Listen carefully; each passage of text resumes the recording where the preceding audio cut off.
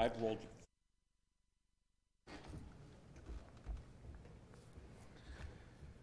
Hey everybody, thanks for joining us for another episode or installment of Anchors Away. Certainly hope everyone had a happy and safe Thanksgiving. A lot of folks here did. I think everyone here did, pretty much. Yeah. Panel is here with us, minus Ashley. She has got other duties to take care of, but Mallory's here. And Keith, you guys have a great Thanksgiving? Wonderful. Sure, I had 2 Thanksgiving dinners on Thanksgiving Day. Oh, boy. At home, and then they got a big Thanksgiving spread here on Thanksgiving Day. So bonus. So I'm turkeyed out. It's time to move on. Love it. Real quick, I want to show you the lineup things we're going to be talking about today. We're going to have the debate. This is a tough one, not the mayoral debate. We'll get to that time. Real or fake Christmas trees. You know, it's one of those things that you have some people that they're staunchly real, staunchly fake. We'll get to that. On to another debate, mayoral debate that happened at KRK this week. We'd like your feedback on this, and also we'll let you know where you can also take a look at that if you haven't seen it. And this is something else we're going to talk about, immigration coverage, or more or less the caravan, non-caravan coverage that's been happening on our southern border. We're going to get into that, some of the things that we've seen, some things you may have seen, and just kind of our basic take on that. So let's go ahead and get this real or fake Christmas tree, the important stuff, out of the way. Which you guys prefer? We use artificial. I don't like to say fake. Okay, artificial. Because it is a Mallory? Christmas tree. So we do artificial, but I love the tradition. I grew up with real Christmas trees, and it was actually a tradition that my dad and I went to a Christmas tree lot in Russellville, Arkansas, and I can't remember what store it was in front of. It was across from the Western Sizzling. Hold that thought, because when it comes down to the debate, what is it? Nobody holds Christmas traditions more sacred than Clark Griswold. Oh, yes.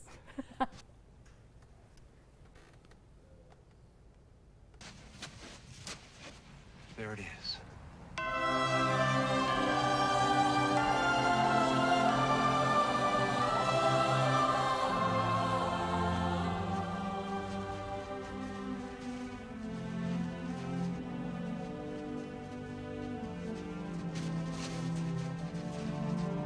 The Griswold family Christmas tree.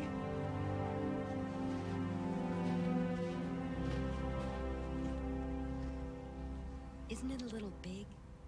It's not big, it's just full. Dad, that thing wouldn't fit in our yard. Not going in our yard, Russ. It's going in our living room.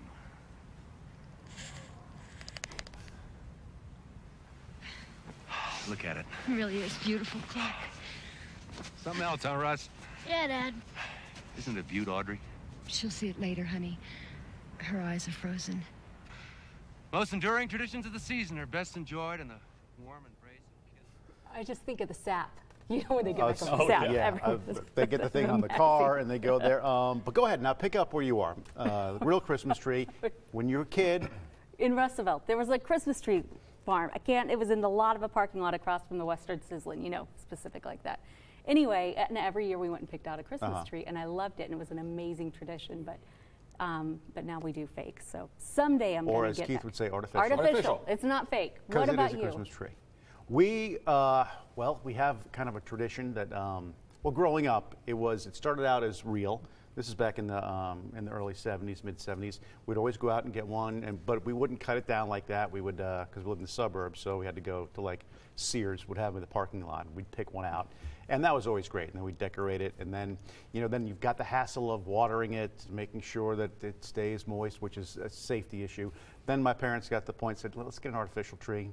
Poof, pop it out of the box. There it goes. You decorate it. It's all good to go. Close it up, put it in the attic, and you're good.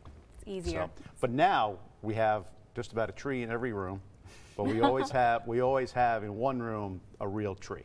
Oh. We take care of it. So we kind of mix and match everything like that. And the smell, there's nothing that beats the smell of a real Christmas tree. But they have it in a can now. You can spray it around the house. You can. No, we used to do that. We used to go out when my daughter was younger. We used to go out and cut down a tree. Not quite like the Griswolds, but we would. No one's quite like. We would just go out into an actual Christmas tree farm, and we would pick a tree and cut it down, and then they have the hay rides and the hot chocolate, and you have the whole experience. So it's a lot of fun. There's a lot more that comes with the actual tree. It's the experience. And then strapping it to the car. If I ever see a car that has Christmas trees strapped on, it just makes you smile so much. But I feel like it's more rare than it used to be. It is, I think so. And I remember when I first started living on my own, I lived in Arizona, like Yuma, southern Arizona. And big thing was I couldn't be with my family because, you know, we work holidays and that's just the way it was. So I went and got a real Christmas tree. And, you know, and you're a single guy, you're working all the time, and I put the tree up, had it decorated, and, you know, and it was great. And, and I was, you know, first job, so you're not making a lot of money. Eventually, when I had money where I could get cable, and I had cable installed, the cable guy came to install cable, and he walks in he walks in my apartment, and he's, "What is that?" I said, "It's my Christmas tree." You know, and he kind of looks at me and he installs the cable and he walks out and he's like, "Happy Easter," because I had left it up there till like late March. I just didn't take it out. It was one of those things. So you've got to. There are safety issues with the tree. That was probably the most unsafe thing I've ever done inside an apartment. It is. Whatever you do, just do it with your family, and it's all good. Keith always brings it. That's exactly. Yep. Always have a lot of fun. Make traditions. Enjoy the old ones or make new ones. Another thing we want to talk about, debate happened here at KRK this week. Important debate because we are now in a situation where we've got two candidates in a runoff for mayor of Little Rock. Little Rock is certainly a city that's seen its ups and downs. It may be someplace right now where it needs to go this way or that way, depending upon the population, where we're going economically. Both the candidates very sharp. Absolutely. And you know, this is a great opportunity to hear from both of them because I think there are still a lot of people who may be undecided at this point or maybe had voted for Warwick Sabin and are trying to decide who to vote for at this point. So this is a great opportunity. If it's already aired at this point, to go anytime this week and watch it to see how they feel on those issues. But you know, I heard someone say you can't go wrong with the candidates. We have, even when there were three, we have three excellent candidates. It's a good problem for Little Rock voters to have. You know, it's one of those things. But yeah, you can see that debate at krk.com. And it's a good thing to kind of refresh yourself on some of the things, some of the new things that may have been brought up. Keith, you and I both live outside of Little Rock. What are some of the things that you hear about people's perception of Little Rock? Well, before I moved here, I was scared. I mean, really, Little Rock has a horrible reputation, unfounded. Right. But across the country is this you know, racially charged, violent city, and it's in no means like that. And you know, I think, you know, and it's helped us. I mean, when we moved here, we kept an open mind, and I'm glad we did, because Little Rock is nothing like it's portrayed. Yeah, it gets a bad rap. Yeah, it gets a very bad rap. Arkansas in general gets a bad rap. Yeah, you know, I think Arkansas is one of the best kept secrets in the country. I know. So don't tell anybody. I mean, we're going to embargo this outside. You know, we have controlled growth economically, so we don't have boom and bust cycles. We have a smaller population. We don't have huge urban centers, you know, and we have everything you need. And rush hour in Little Rock is a breeze compared to some other places that are bigger cities. And and you don't, you know, when you're traveling on I-30, and it's something I notice every day when I come to work and every day when I go home, you hit 65th Street and it's like all trees. I mean, we go from a cityscape to a rural area very quickly. And, you know, Arkansas, even Little Rock, Arkansas is just a conglomeration of small towns. And even Little Rock is, I think, a small town. It's one of like Chicago, they call it a city of neighborhoods. You know, which is like a good thing. You don't want sprawling, uncontrolled urban growth. You know, you want the character to stay. And I think Little Rock is a great place. And that's probably a thing that a lot of people are looking into the mayor. You know, they want someone to maintain that nuance of Little Rock. But Little Rock does get a bad rap. So does Arkansas. A lot of my friends that come here from out of state and they visit, the first thing they say is, I had no idea. You know, this is so pretty. Then I tell them, go back home and don't tell anybody what you've seen here. Right. You can keep coming back. But the other thing I want to say, in runoff elections, don't let 15 or 20% of the population decide who the mayor is going to be. Everybody get out. We had, you know, a really good turnout in this, you know, midterm election cycle. Great turnout in Little Rock for the mayoral election. And runoffs traditionally just get tiny, tiny percentages of, you know, the voting age or the registered voter population. So get out there and vote. You can't. It has been made so easy. Bob, you and I grew up in the day where you didn't have early voting. You either were at your poll. You voted on election day. Or, like I was in the military, I had to request an absentee ballot, and it was not an easy process. I mean, it was easy, but there was no internet, there was no, you know, emails. It was like you had to request a ballot, and so we've made it easier to vote. So take advantage of that, and don't let just a small percentage of the people decide your future fate. And voting by absentee back then too, when I was in college in the 80s and did it, you had to do your research in many different ways, because you couldn't just get on the internet and figure everything out, because there are local races you wanted to decide too, Right. so you had to really do your homework. Something that's being tossed around a lot is the issue of immigration and the caravan that some news outlets called not a caravan, others said no, it's a caravan. Eventually a portion of these thousands of people coming up from Central and South America and Mexico made it to the Mexican border, and there was a clash this week. The coverage of it got interesting in a point where there was a picture that everyone's seen, we're not going to show it here, but a woman and child and a smoking tear gas canister. Your first impression of that picture?